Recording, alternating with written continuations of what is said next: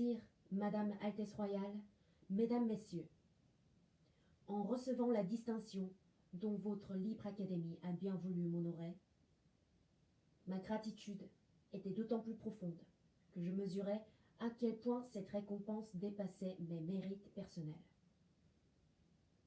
Tout homme, à plus forte raison, tout artiste, désire être reconnu, et je le désire aussi.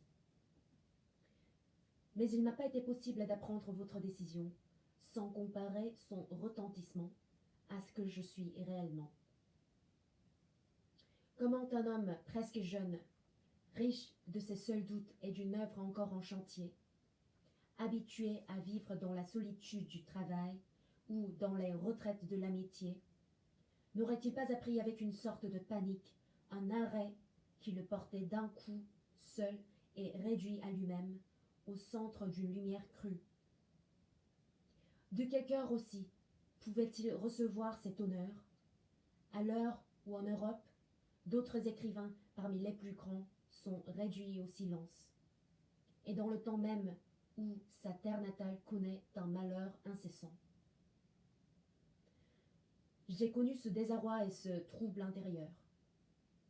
Pour retrouver la paix, il m'a fallu en somme me mettre en règle avec un sort trop généreux. Et, puisque je ne pouvais m'égaler à lui en m'appuyant sur mes seuls mérites, je n'ai rien trouvé d'autre pour m'aider que ce qui m'a soutenu tout au long de ma vie, et dans les circonstances les plus contraires. Je veux dire l'idée que je me fais de mon art et du rôle de l'écrivain. Permettez seulement que, dans un sentiment de gratitude et d'amitié, je vous dise aussi simplement que je le pourrais, quelle est cette idée.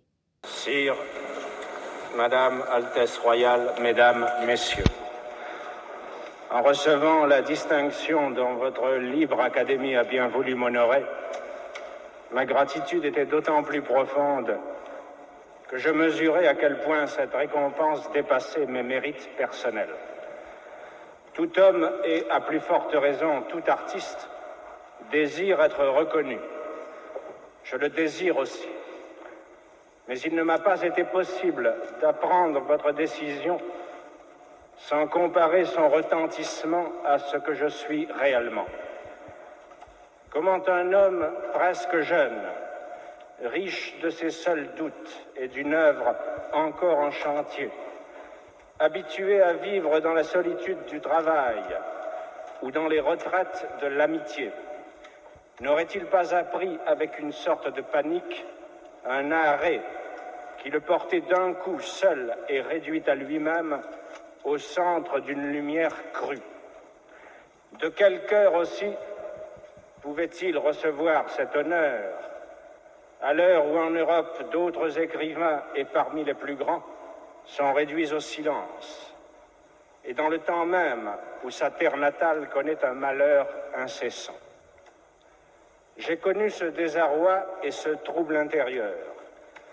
Pour retrouver la paix, il m'a fallu en somme me mettre en règle avec un sort trop généreux.